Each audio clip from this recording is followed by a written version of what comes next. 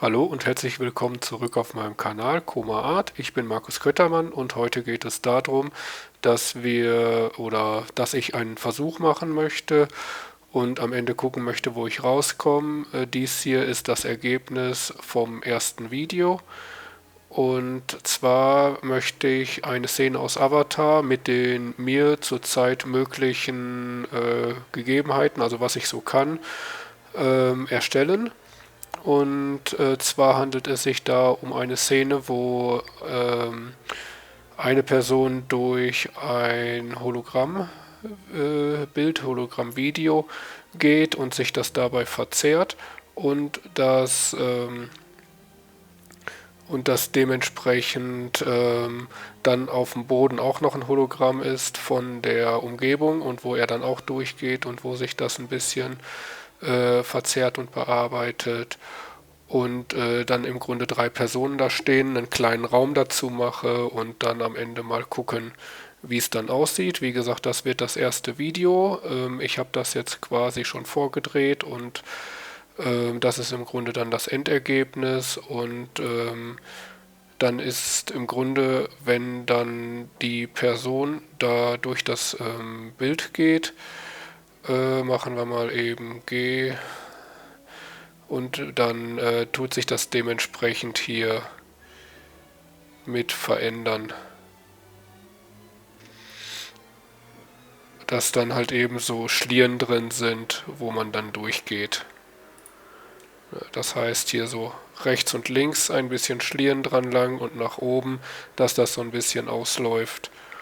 Und ja, das machen wir jetzt.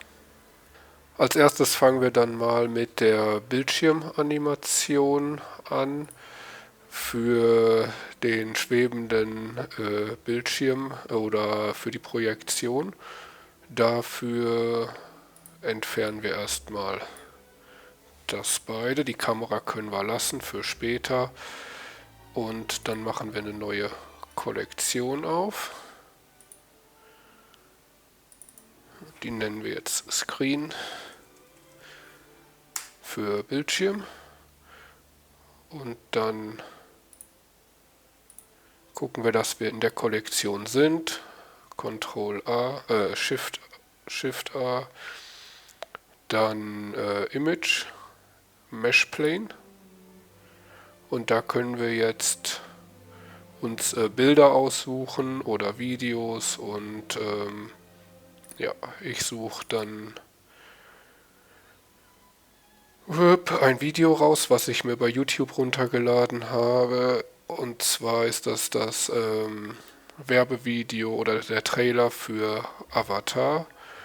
Und den nehmen wir jetzt einfach als Hintergrund. Ähm,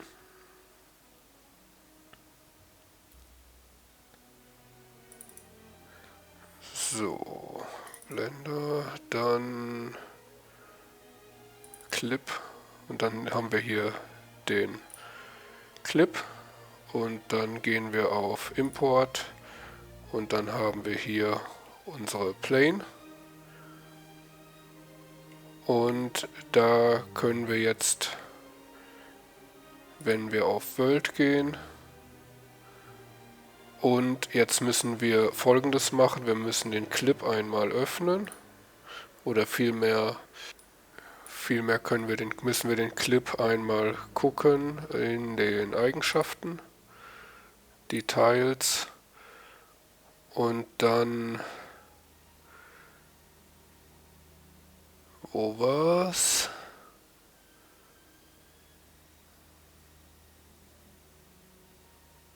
Da, die Bildwiederholrate gucken, 23,98 Bilder pro Sekunde und das heißt dann, dass wir hier auf Output, ich möchte das später, das können wir schon mal einstellen, auf 4K haben für die Kamera.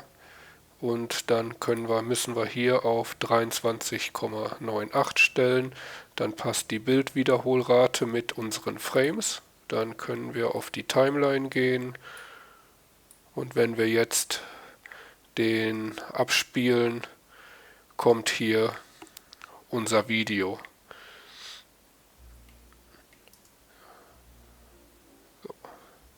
Wir könnten jetzt noch den Ton mit hinzufügen, indem wir einen Speaker mit hinzufügen. Aber dafür gehen wir erst wieder auf Frame 1, Speaker, und dem Speaker können wir dann hier Open dieselbe Datei geben. Clip, Open, und dann kommt der Ton dementsprechend auch mit. Und dann kann man hier über Volume noch die Lautstärke, das war jetzt etwas leise, machen wir aus Spaß mal auf. Warte, Frame 1,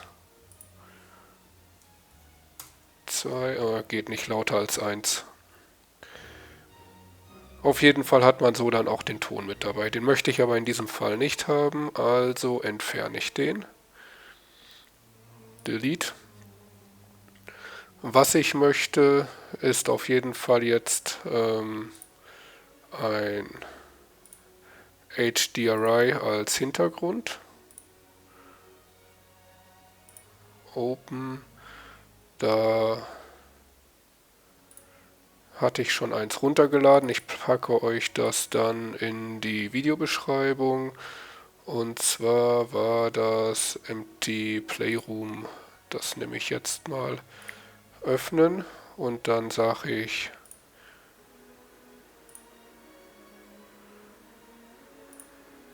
hier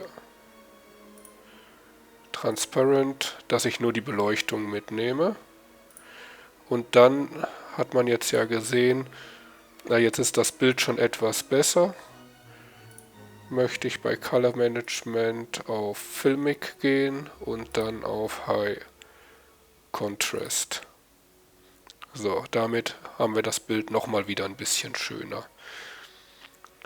So, dann gehen wir mal auf den Shader Editor und sagen für World noch, ich möchte die Strengths auf 0,8 runter haben. Damit ist das dann nachher etwas dunkler. Da können wir dann noch ein bisschen nachher mitspielen. Und damit sind die Grundeinstellungen soweit gemacht. Und jetzt geht es hier an unserem Objekt weiter. Na, ups, muss ich auch anklicken. Gut, dann haben wir nämlich hier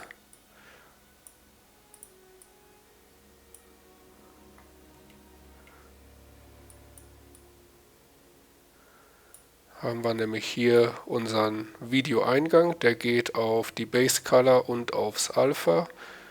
Dann kann man hier noch die Roughness einstellen, die nehme ich jetzt komplett runter, damit das schön klar ist. Und damit war es das mit der Grundeinstellung. Dann kann man hier die Frames einstellen, wenn man nur einen gewissen Teil angucken möchte, wie zum Beispiel, sagen wir mal,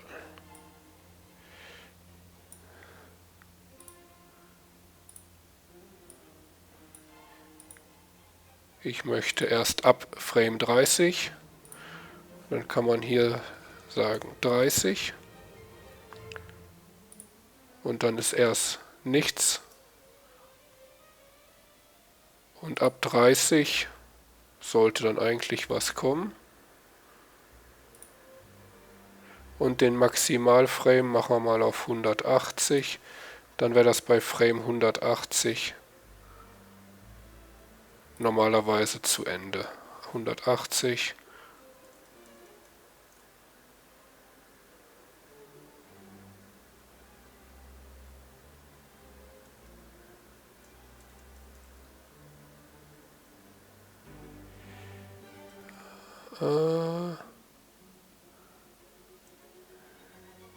Genau.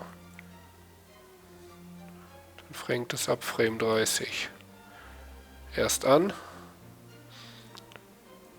Und anders fängt es bei Frame 1 an. Hat man gesehen, dann ist das Bild direkt weitergegangen. Dann ist erst kurz schwarz und dann fängt es an. Und wenn man auf 30 macht, dann geht das auf schwarz und fängt dann da erst an. Und dann mit Frames 180 macht er dann 180 Frames weiter. Das heißt 180 wäre bei 210. Ja, lässt er das auslaufen und ist dann da Ende.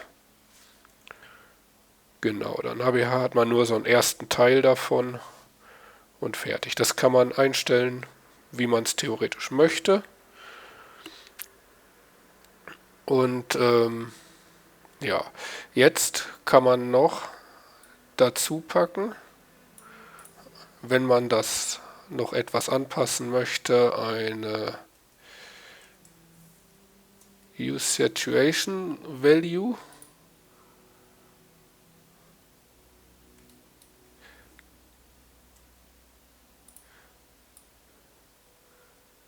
So, und hier kann man jetzt dann theoretisch den Value ein bisschen verstellen. Ich mag es zum Beispiel gerne auf 1,5, dadurch ist es noch ein bisschen heller, weil das gleich durch unsere Anpassung noch ein bisschen dunkler wird. So.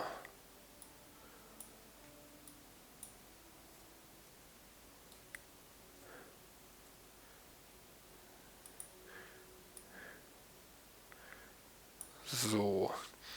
Dann mache ich hier mal ein Frame drum. Frame. So. Damit wir das als erstes mal haben.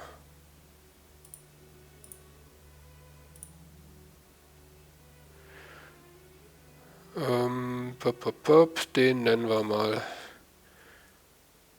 Video für den Videoeingang. Machen das mal auf 40, damit das etwas größer ist. Und damit sagen wir jetzt, wir haben jetzt unseren Videoeingang. Und dann habe ich mir in, in Krita, das nutze ich als Zeichenprogramm, dementsprechend ein paar Ideen überlegt, wie man dann da einen Rahmen drum machen kann. Und dementsprechend möchte ich den Rahmen jetzt nehmen und sage dann hier eine Principal BSDF nehmen wir. Dann nehmen wir ein Image-Textur. Dann nehmen wir ein Mix Shader. Den können wir da schon zwischen machen. Und dann brauchen wir für die Einstellung, fangen wir erstmal an, Basis Color und Alpha. Geht auf Alpha, die Roughness nehmen wir runter. Und was ich gerade noch vergessen habe, ich mache hier den IOR auf 1. Das bringt dass das Bild, wenn nachher Reflexionen draufkommen, dass nicht so viel reflektiert wird. So, und dann kann ich jetzt hier das Bild öffnen. Open. Gehen wir wieder Clip ein, hoch, Bilder und dann habe ich den hier. So, und wenn ich den jetzt nehme, habe ich hier unseren Rahmen. Wichtig ist, dass man das Bild mit dem Alpha-Wert und so weiter abspeichert, dass der Hintergrund quasi frei ist. Damit kann man das dann über das Bild, über das Video legen. So, und den können wir jetzt nach da machen. Und jetzt sieht man, mixt er beide. Und wir möchten aber, dass, wo das Video ist, das Video im Vordergrund ist und nur wo das Grüne ist, das im Vordergrund ist. Und das können wir jetzt über den Faktor machen. Den können wir jetzt einstellen. Dafür kopieren wir jetzt mal Shift-D das Bild. Dann, wenn ihr den Node Wrangler installiert habt, Ctrl-T, dann habt ihr das Mapping und den Guide. Dann nehmen wir jetzt UV für das Bild und dann nehmen wir eine Color Ramp.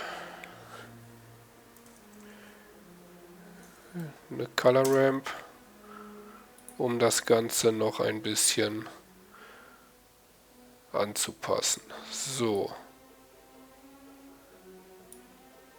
Dann gehen wir mit dem Weißen hier ungefähr hier rüber und die Color nehmen wir jetzt als Faktor. So, damit ist das Bild wieder schön da und man sieht ebenfalls unsere Kreise gut. Das heißt, nur wo das Bild ist, wird das Bild in den Vordergrund gesetzt und alles andere ist im Vordergrund das Video. So, damit haben wir den ersten Teil quasi angepasst. Können wir hier auch ein Frame drum machen.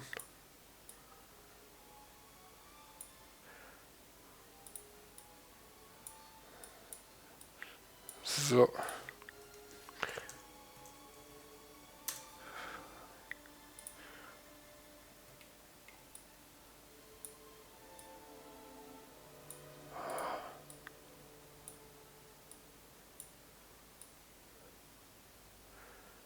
So, und den Frame nennen wir jetzt mal Frame, ja,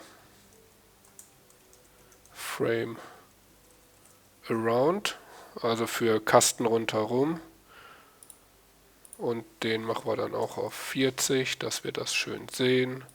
Ziehen wir den weiter.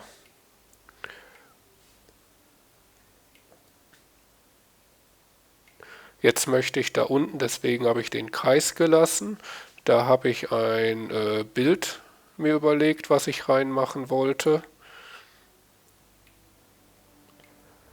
Da unten. Und das habe ich dementsprechend auch schon vorbereitet aus einem Bild, was ich aus dem Internet geholt habe. Das könnt ihr für euch theoretisch auch dementsprechend vorbereiten. Habe es dann in Krita bearbeitet und dementsprechend werde ich das jetzt einpacken. Wir können jetzt sagen, wir nehmen das Ganze, weil wir das eigentlich kopieren können. Shift-D. So. So. Und dann können wir jetzt hier und da das Bild dementsprechend einfügen. Und das habe ich dann dementsprechend, habe ich in derselben Größe ein Bild gemacht und dann unten in der Ecke das Bild eingefügt. So, und dasselbe hier auch. So, und dann können wir den nach da und den nach da. Und dann haben wir hier das Bild von der Feuerprinzessin drin. Und da können wir jetzt hier noch ein bisschen anpassen, damit die noch ein bisschen kräftiger hervorkommt. So. Ja, machen wir mal noch ein bisschen näher. 0,05. So. Damit haben wir das dementsprechend auch angepasst. Das, was man noch machen kann, um den Kontrast noch ein bisschen höher hinzukriegen, was man hätte hier auch machen können.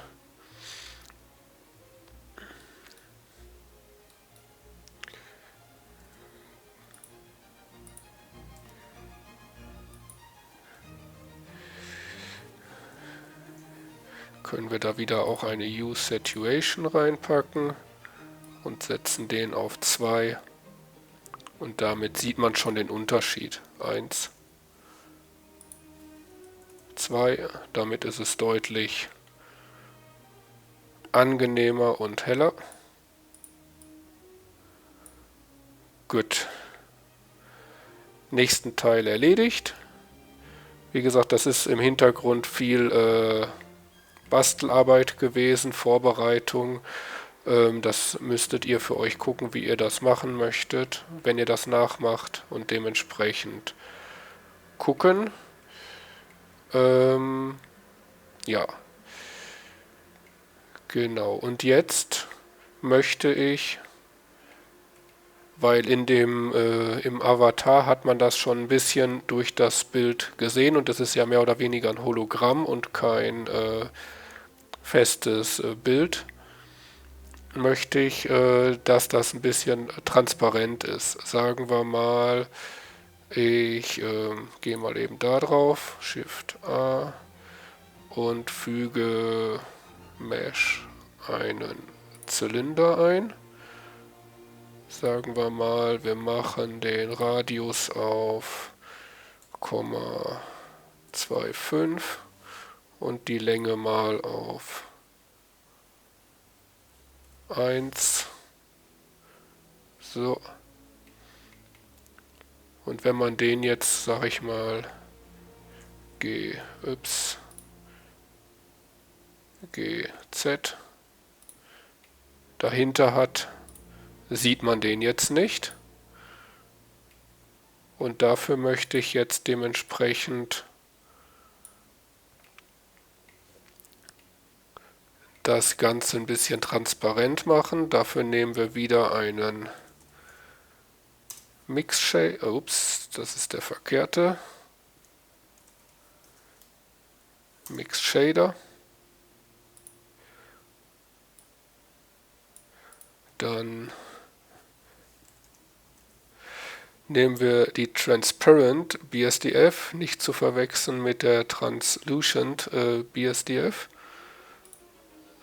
Und sagen dann, es soll transparent sein. Und jetzt sieht man hier, dass es jetzt 50-50 ist mit der Transparenz. Und das ist natürlich uns zu viel oder mir zu viel.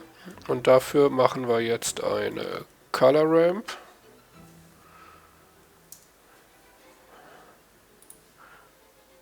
Und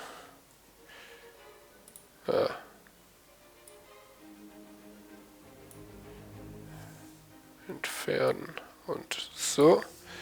Und dann nehmen wir das Objekt als Eingang und dann hier als Faktor. Jetzt sieht man, es ist hier ein bisschen transparent und für mich, fand ich, war es am einfachsten, wenn ich Constant nehme. Und damit, weil es jetzt komplett schwarz ist, ist es überhaupt nicht durchsichtig und jetzt kann man ein bisschen hier mit der Farbe Richtung hell gehen und desto mehr man Richtung hell geht, desto mehr wird es transparent. Und ich finde, es ist schön, wenn man es hier so eben sieht. Hier sieht man so eben. Das finde ich erstmal schön. Das können wir aber nachher noch ein bisschen nachbearbeiten und dann anpassen. Und so einfach haben wir das ein bisschen teiltransparent gemacht. Machen wir auch wieder ein Frame rundherum.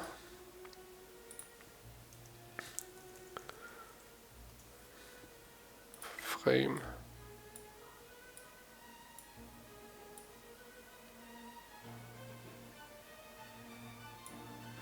Und den nennen wir jetzt Transparent.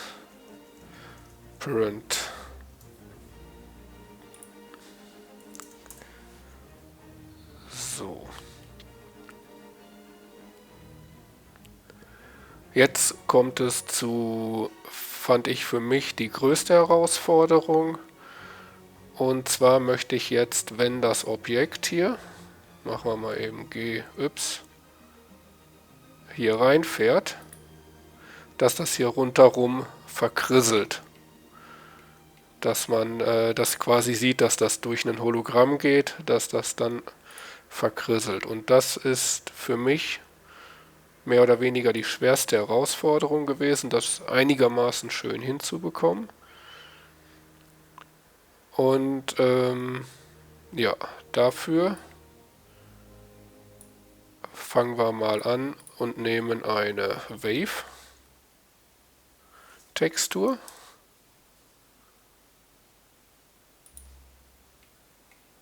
Und eine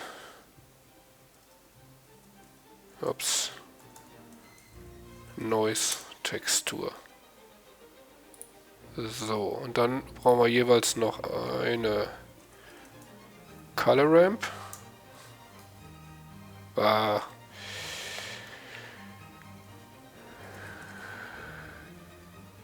Color Ramp und die machen wir Shift, die und dann haben wir die direkt zweimal. So, und jeweils nehmen wir die Color rein. So. Und dafür möchte ich jetzt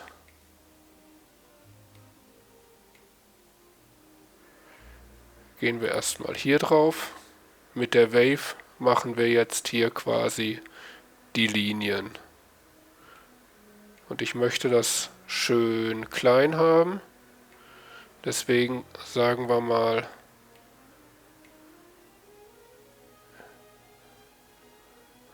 wir machen das auf 1000. Und dadurch haben wir viele kleine Linien hier, die hochgehen.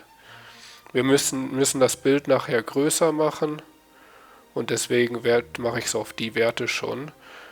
Aber man sieht es gleich, wo es dann drauf hinausläuft.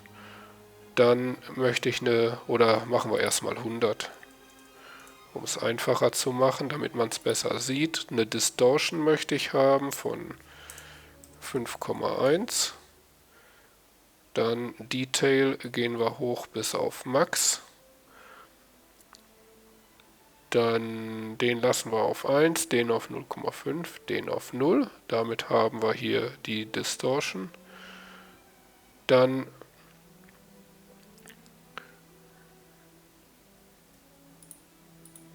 mit der Color Ramp mache ich das Ganze etwas aggressiver und sage, ich gehe bis ungefähr hier. Und dann machen wir dasselbe jetzt noch mit der Noise-Textur. Die ist jetzt relativ grob und da möchte ich nachher auf 2000 gehen, deswegen gehen wir jetzt erstmal auf 200. So, dann ist die relativ fein. Dann bei Detail gehen wir auf 15, das lassen wir so und damit war es das. Dann haben wir hier die Noise und die machen wir mit der Color Ramp noch etwas dunkler. So. Und dann müssen wir die beiden jetzt verbinden. Und das Ganze machen wir mit einer Mix Color. Das heißt, wir gehen mit der Color in A, mit der Color in B und dann sagen wir anstatt Mix gehen wir auf Linear Light und gehen dann auf 1. Damit verbindet der die beiden und man hat hier noch ein bisschen mehr Noise mit in dem Schwarzen. Dann möchte ich, weil ich ja mit dem Grün da so am Spielen war, möchte ich noch eine Color Ramp.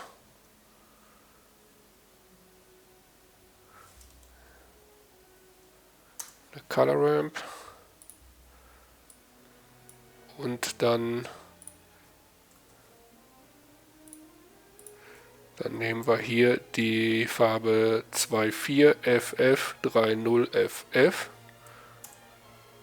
So, weil ich mag das Grün.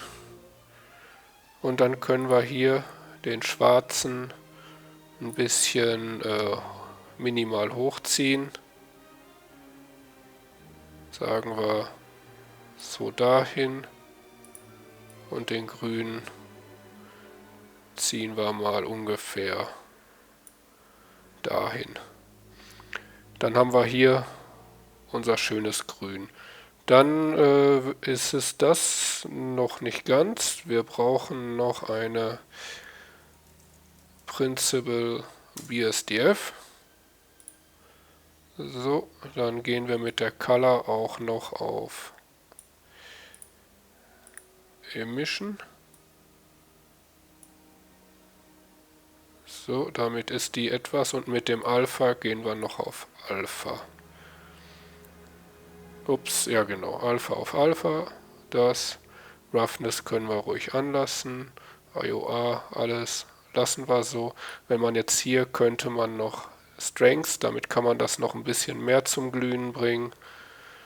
Ich lasse es aber jetzt erstmal auf 0 oder 0,1. Und ja, damit wäre das ein Teil weiter. Jetzt brauchen wir wieder den Mix Shader. Da kommt der in die Mitte, der zum Ausgang und der kommt nach da. Und jetzt haben wir überall die grünen Striche drin. Das wollen wir natürlich nicht. Und deswegen brauchen wir jetzt eine Möglichkeit, um das, sag ich mal, anzupassen, dass das Grün nicht überall ist.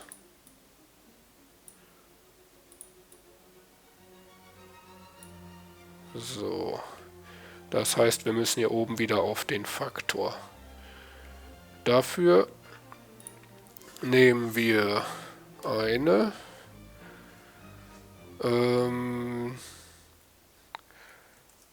Ambient Occlusion. Und die Ambient Occlusion sagt, wie weit es dann rundherum nachher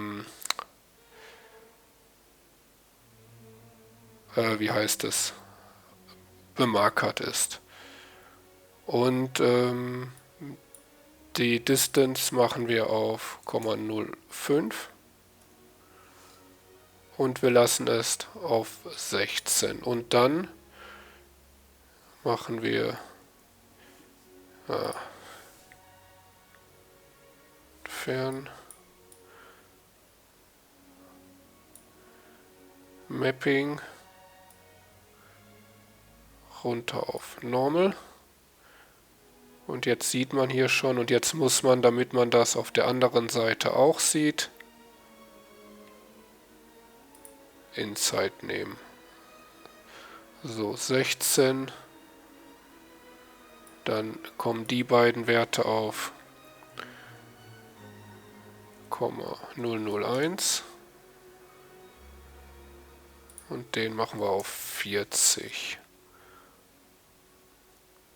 So, und hier kommt der Zylinder mit rein.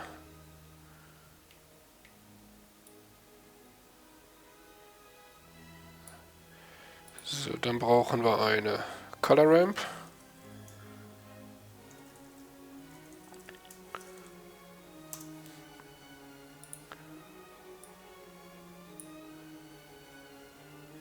Dann müssen wir die Farben wechseln, Flip Colors. Und dann gehen wir hier ungefähr bis da.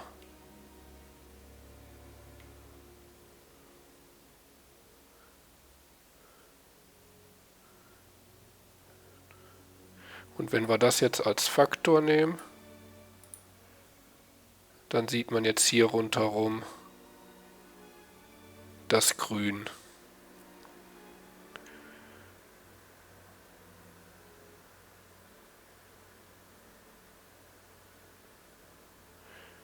Allerdings jetzt nicht so schön, wie ich es im Kopf habe. Kann allerdings jetzt gerade auch deswegen sein.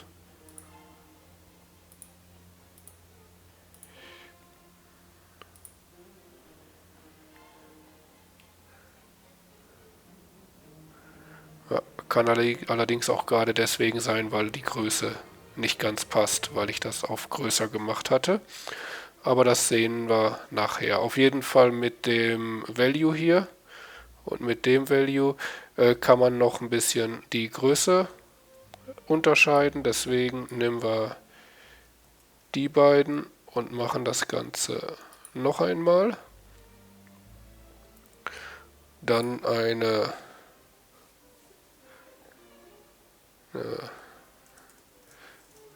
Mix Color.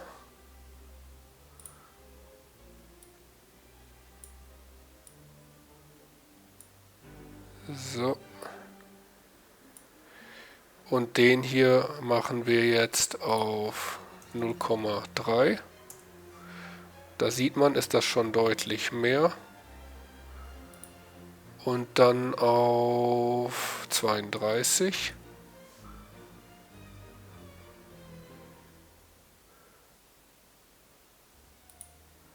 Dann gehen wir hier mit dem Weißen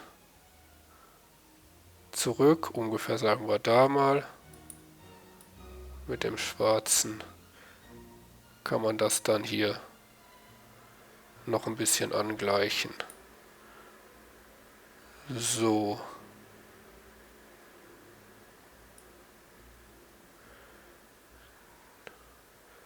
Dann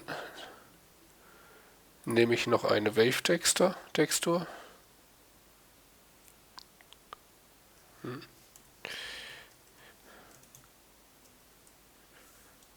Wave-Textur.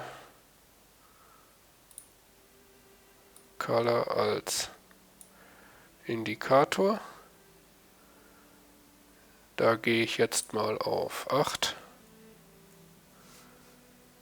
Dann Distortion auf 10.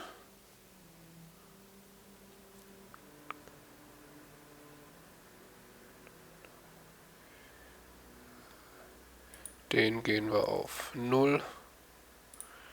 Den gehen wir auf 4. Und den machen wir bis auf 12. So.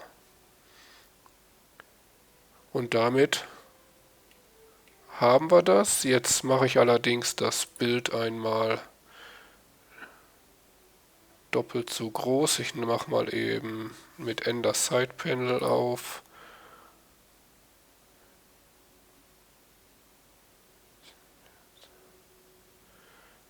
Genau, dann Scale machen wir mal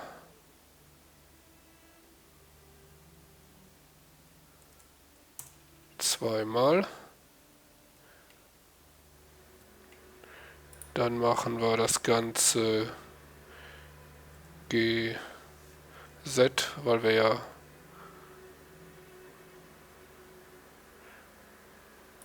über die Nulllinie sein möchten. 1.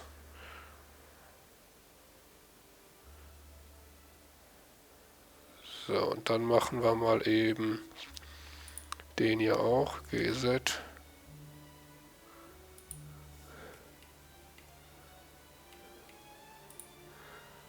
Und hier für das Bild machen wir mal eben Apply Scale and Apply Location.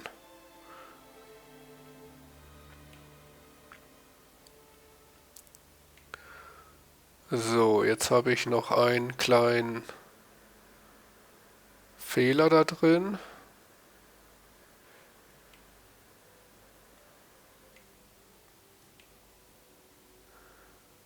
Und zwar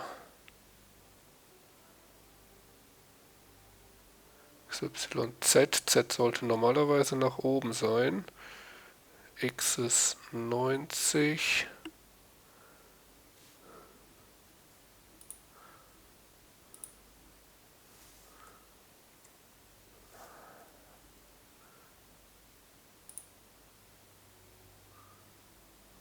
Okay, das ist mein Fehler, genau. Ich muss jetzt hier Rotation, machen wir auch noch einmal. Rotation. Ne, will er nicht.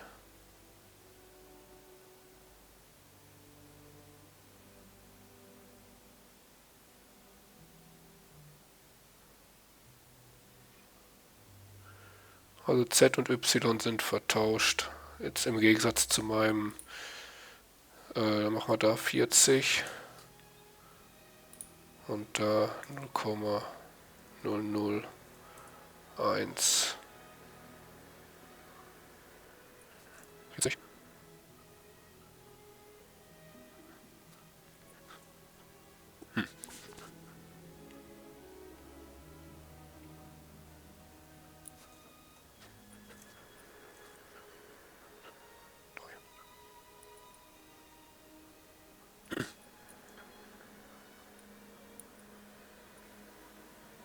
Ah, Fehler. So.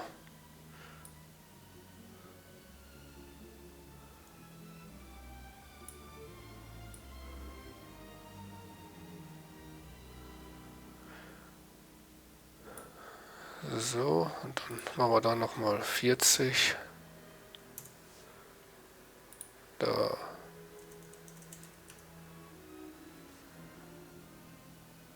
So. Ne, war doch dann so rum richtig.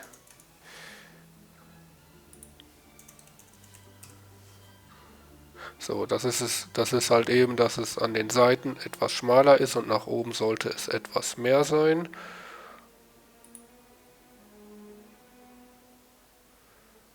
So.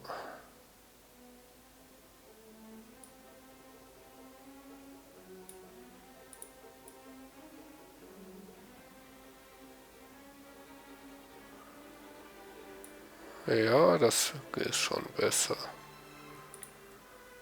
Dann so. So. So, dann vermischt sich das nämlich. Dann ist es ein bisschen so seitlich verwabt und ein bisschen hier nach oben. Und weil wir jetzt das Bild größer haben, ist das etwas angenehmer. Dann gehen wir da auf 2000 und da auf 1000. Und dadurch ist das dann sehr fein verwabt und geht ein bisschen höher. Was wir jetzt noch machen können, ist, dass es noch ein bisschen weiter rausgeht.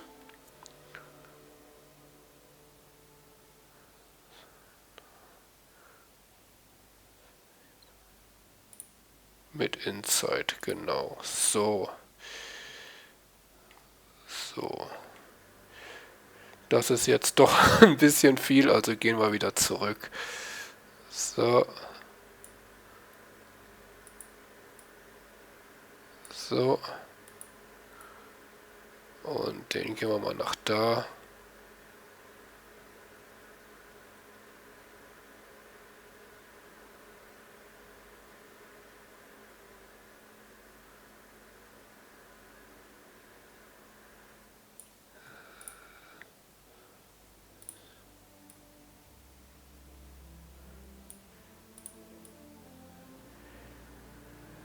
So.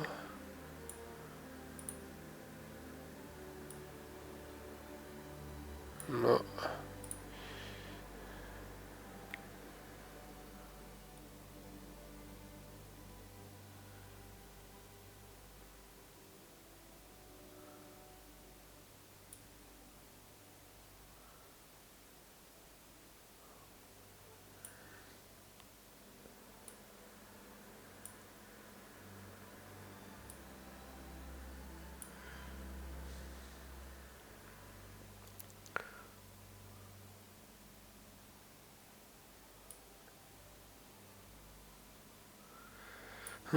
Ich möchte mehr nach oben. Warum nimmt er das hier nicht so schön? Versuchen wir mal eben was. Shift D.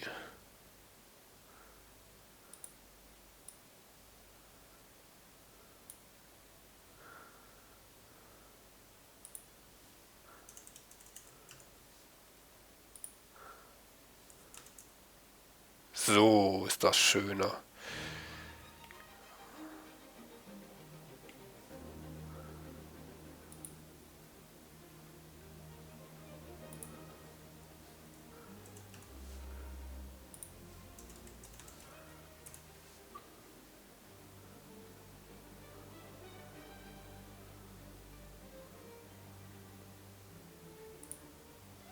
So, genau. So ist es etwas schöner. Und was man dann noch machen könnte, ist dementsprechend dann, jetzt machen wir den doch wieder darüber. So, entfernen.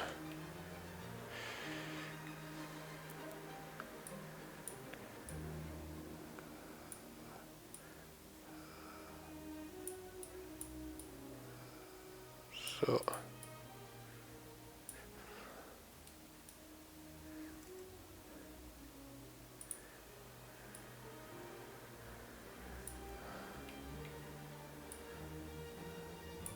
So.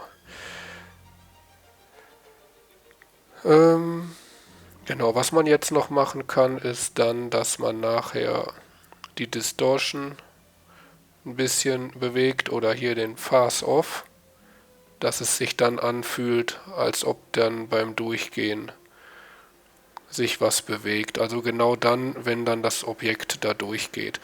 Aber das können wir nachher bei der Animation machen. So, jetzt haben wir aber die Werte endlich geschafft.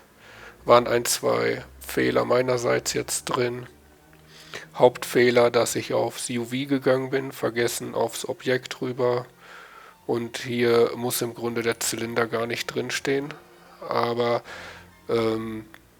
es funktioniert halt eben auch mit.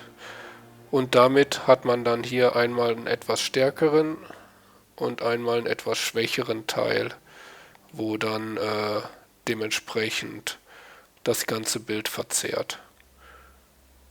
Gut.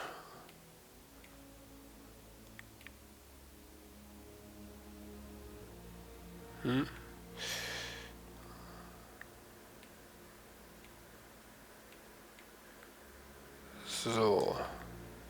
Damit haben wir das fertig.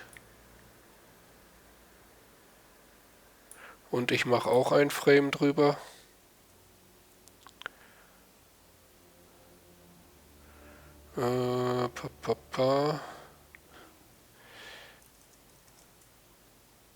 Frame. Und dann so. Und den nennen wir jetzt Distortion. Distortion. Ich glaube, ich habe es nicht richtig geschrieben, aber egal. 40. So. Warum schneidet der das jetzt da ab? Gute Frage. Nächste Frage.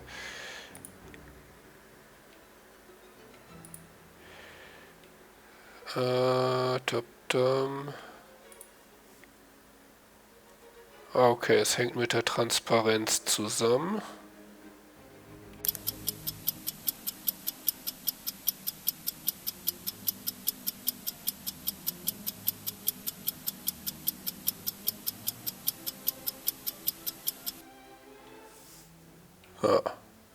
Okay.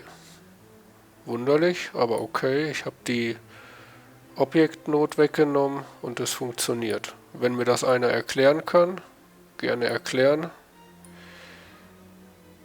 Aber so scheint es zu funktionieren. Gut. Objektnode weg. Und jetzt haben wir hier unser Transparent. Perfekt. Und das war's dann für dieses Video. Vielen Dank fürs Zuschauen. Lasst mir gerne einen Kommentar und ein Like da. Und dann würde ich sagen, sehen wir uns beim nächsten Mal wieder, wenn dann hier vorne vor das Gebiet quasi erstellt wird. Okay, dann bis zum nächsten Mal und tschüss.